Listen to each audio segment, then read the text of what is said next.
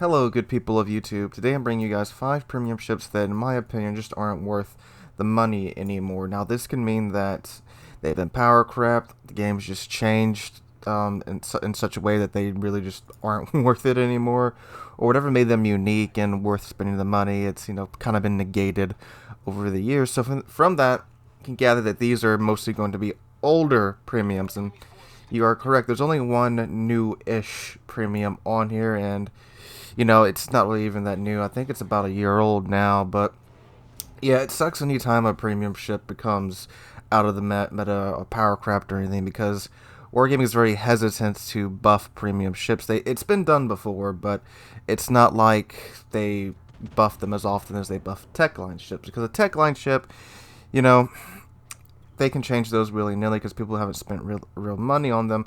But premium ships, it's much harder for them to change, and that's why it does take some time for premiums to come out, because if they release a premium and it's too strong and they nerf it, well, you paid real money for that, and people are going to want refunds and this and that, and it becomes a mess. But either way, these are 5 ships that aren't worth it anymore, and again, it's all my opinion, and I'm not saying that it being not worth it anymore doesn't necessarily mean it's a bad ship. Some of these ships, they're still pretty good right now, but just the way the game is going and the direction the game is going, despite Wargaming's best efforts, they're not going to be worth it in the long run. Most of these ships, I feel, they'll be almost completely useless within probably another year or so.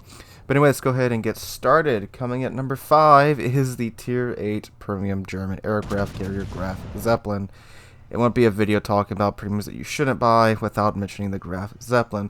I'm putting the Graf Zeppelin in here and a lot of my other top 5, insert some way to say bad premium ship here videos, because the Graf Zeppelin gets a lot of, there's a lot of clips of the Graf Zeppelin on YouTube, like the Jingles video from not that long ago, of it just destroying ships with its secondaries. And yeah, it does have really strong secondaries, it really does, and that is possible, but even if you put a full secondary build on your Graf Zeppelin, which I do, you won't get those games once but in a blue moon.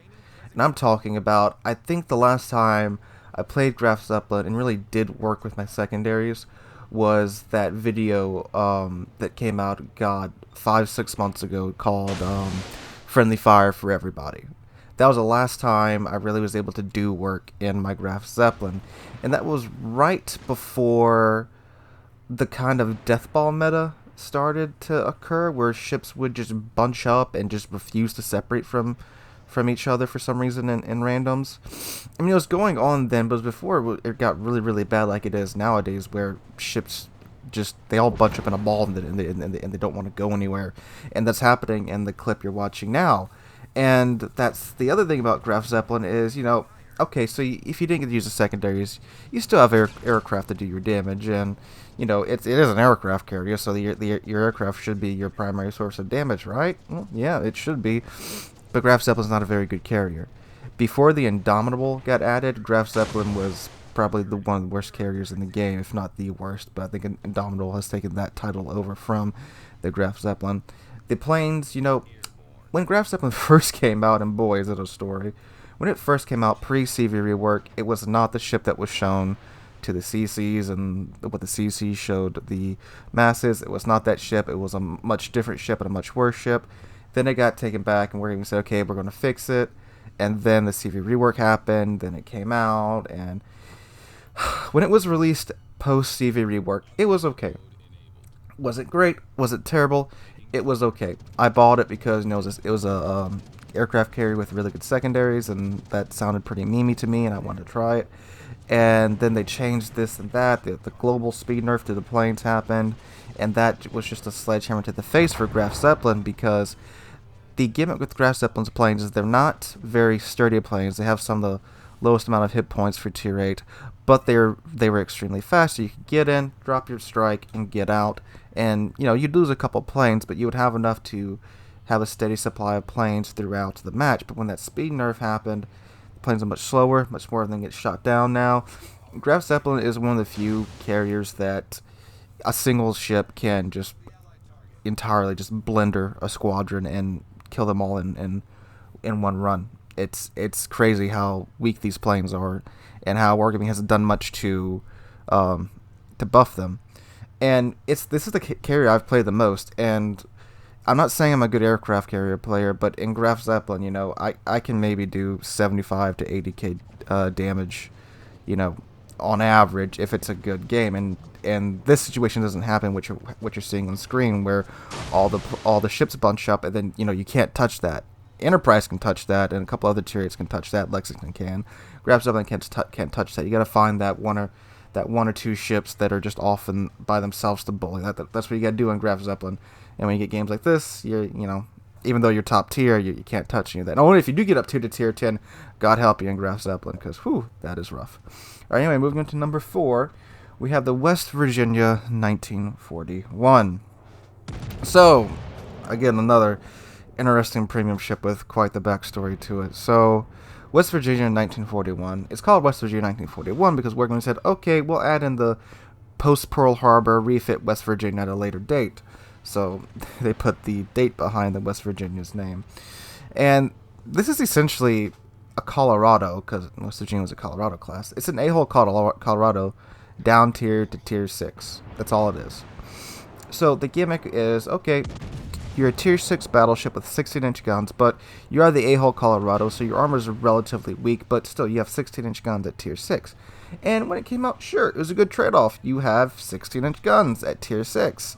So when you're top tier, that means you can see tier 4 ships using 16-inch guns. I'm sorry, not tier 4 ships. You can see tier 5 ships using 16-inch guns. And if some poor tier 4 does get double up tier, then that double sucks for them. But yeah, you can see tier 5 games with 16-inch guns, and you could be in tier 6 games also with 16-inch guns. And even if you got up tier to tier 7, you still have 16-inch guns. Those are big guns for tier 7. But the thing is now, with the changes to matchmaking, tier 8's going to be top tier more often. So that means you're going to see less of those tier 5, tier 6 games, and more of those tier 6, 7, and 8 games in West Virginia. And in that case, you would rather be in a Colorado. And for my previous top 5 video, Colorado isn't that fantastic. And anyone who's played Colorado knows it's not that fantastic. So being in an A-hole Colorado in a tier 8 game, except you paid money, real money, to be in an A-hole Colorado in a tier 8 game is incredibly painful. And again, you don't get the torpedo bulges that the B-hole Colorado gets. You don't get the additional hit points and the additional AA. In West Virginia, it's not like the Musashi where it has barely any AA. It does have okay-ish AA, but again, AA nowadays, a lot of it depends on the carrier player and RNG, so it's really hard to put, a statement out saying it has good or bad AA, so there is that. But yeah, West Virginia 1941, you can still do good in it now. I did in the game you're watching. But as the game continues to evolve, and as it looks like this engagement ranges are going to be being pushed further and further out, despite Wargaming's best efforts, West Virginia 1941, I don't really think it's worth spending the money anymore. Again, you are going to be spending most of your time in tier 8 games, so there's that. Alright, moving on to number 3, we have the tier 5 American premium battleship, the Texas. Oh, woe is the Texas. Poor thing. Back in the day, Texas was the epitome of just don't fly over me, or just a no-fly zone. Texas had the best AA from tier 5 to tier 8. And in my AA Gauntlet video from so long ago, I put the Texas in with 12 midways, and it did pretty well for a tier 5 ship. It didn't do as good as, the Montana the Conqueror, but it did about what a tier 7 ship would do. So you've got tier 7, tier 8 AA on the Texas back in the day, but then the CV rework hit, and the AA, the Texas's thing, just it's nowhere near what it was. It's a shadow. I would hesitate to call it a shadow of its old self. It's just, wow, the ship got hit hard with the CV rework. It's not even a carrier. With the AA range being reduced, and again just the rework to AA happening, it's just, wow. It used to be like, even if you failed divs and you somehow got a tier 8 carrier, uh, a tier 8 carrier couldn't even touch you in the Texas. It was that good. The AA on the ship was that good. And nowadays, in the clip you're seeing now, a Ranger flies over me, a tier 6 carrier.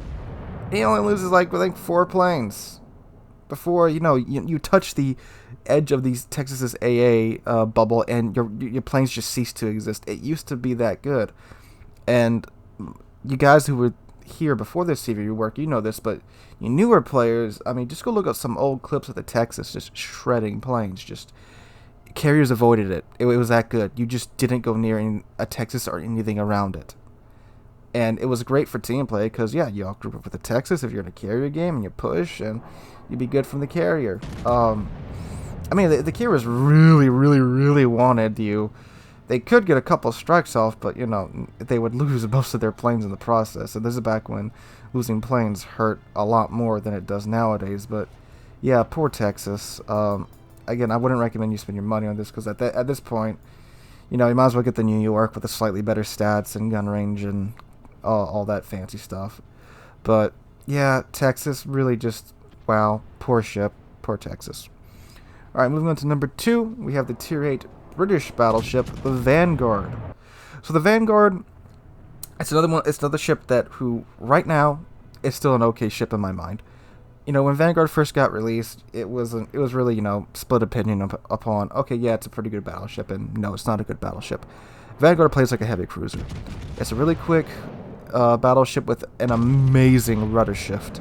I mean, just look at this on screen right now. I'm literally just drifting every time I turn in the Vanguard, and it's it's really unique. It's a battleship that handles like a cruiser, but still has battleship guns. And one of the main complaints was that the gun angles in the Vanguard weren't that great. But yeah, who cares when you can poke your end out, pop the shot off, and then be back bow on in like a second and a half. It's that quick. Okay, maybe not a second and a half, like 2 or 3 seconds, but definitely before any shells could reach your citadel. Depending upon how far away you are, but from the average engagement distances, you'll be fine. And it was fun. It was really fun when it first got released. Great for torpedo beats, by the way. If you have any indication that torpedoes are coming your way, you have no excuse to get hit unless you get like some mega cross dropped, and even then, like, the ship is insanely maneuverable for a battleship. But the downsides of this ship is that it's coated in 32 millimeters of armor, which when it first came out, again, trade-off for being such a fast and maneuverable battleship. But being a tier 8 ship and getting up to tier 10, which, like I did say before, tier 8 is going to be top tier more so now. That is true. But when you do get up tier to tier 10, you do only have 15-inch guns, but, so does the Bismarck. Oh, and it does have normal battleship AP, not British BB AP, so the guns do bite pretty hard when you do hit well-armored targets.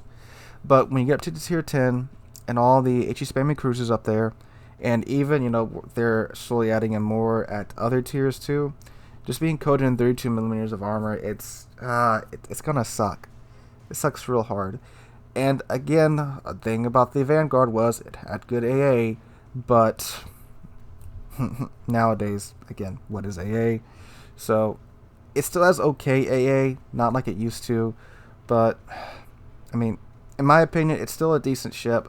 But the way higher tier battles are going, again, engagement ranges are being pushed further and further back, more and more passive play.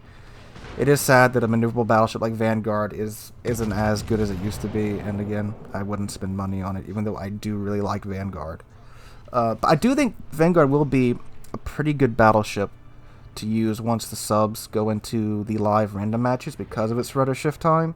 I have a feeling it's going to be one of the few battleships that could dodge the magnetic homing torpedoes, since the thing is just so daggum maneuverable.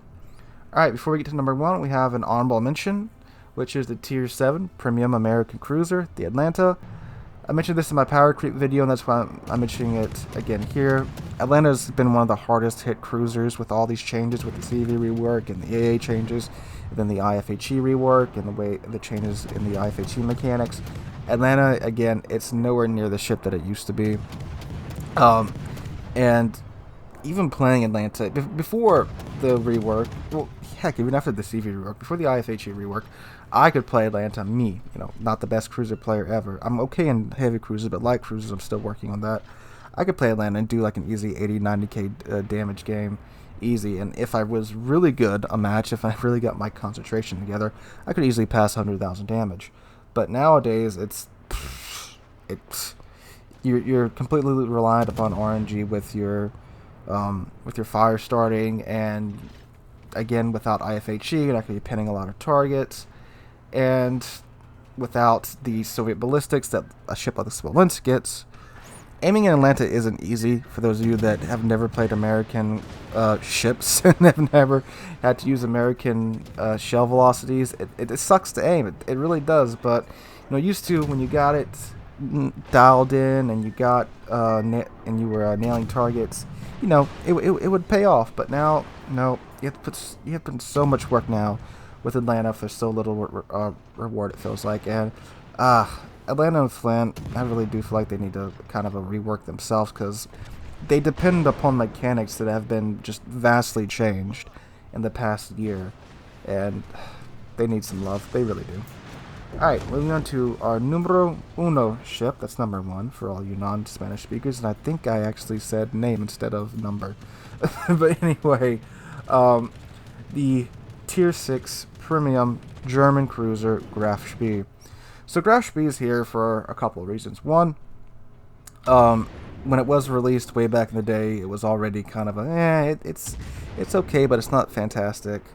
And nowadays, it's I would hesitate to call it okay, even though it is one of my favorite cruisers. Don't get me wrong, I do like the ship, and it does pay me to put it here. But I mean, it really is.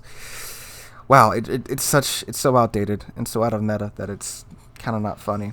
And 2, because this is the ship being offered up with the Odin for the upcoming Dockyard event. And yeah, you can get this ship potentially for free in the Odin Dockyard event. And some people may be thinking, okay, well, I'll just do the Dockyard, just get the Graf Spee, the free Tier 6 cruiser. And yeah, it is a free premium ship. It's a historic ship. It's a real ship. All these ships in this list are real ships, even the Graf Zeppelin. I think it was like 95% done when Germany gave up on it. But it is a real ship. It's a historic ship. And, great story, Battle of the River Plate, all real, great historical value to the ship. But it's just so outdated, so out of meta. This is a cruiser with 6 guns with a 20-second reload time on the guns, with poor HE performance, and because of their load time, you can't really HE spam, and the low number of guns. The AP, it is good, don't get me wrong. If you do catch the broadside of a chunky cruiser or a battleship, the AP will perform well. But also on some cruisers too, you will overpin them, which is hilarious.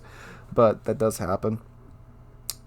But again, it just has 6 guns with 20-second reload time. You can't really get your damage in. And it does have a lot of utility to it. It's got really good torpedoes, some of the best torpedoes of any German cruiser. Actually, they have an 8-kilometer range instead of the standard German 6-kilometer range. Hydroacoustic search, you have a catapult fighter, and it is a really well-armored cruiser. So it can take a hit and keep on ticking. In the clip you're watching now, the reason why I had such low health is because I goofed up early on and ate a broadside from a Nelson, and thankfully, because of the armor on the Graf Spee, I did manage to survive. But, it's so outdated and out of the meta that if you're planning on just doing the Odin event to just grind for the Graf Spee, just know that you are going to get a Tier 6 cruiser that, it is a free premium, but it's not really that great anymore. Back when it came out, it could work, and yes, it can still work today, but it's incredibly frustrating to use, and you're going to have to adapt to playing it more like, well, a small battleship that, again, only has 6 guns, that aren't all that accurate, that are going to overpin a lot of lightly armored targets, but the HE isn't that great either.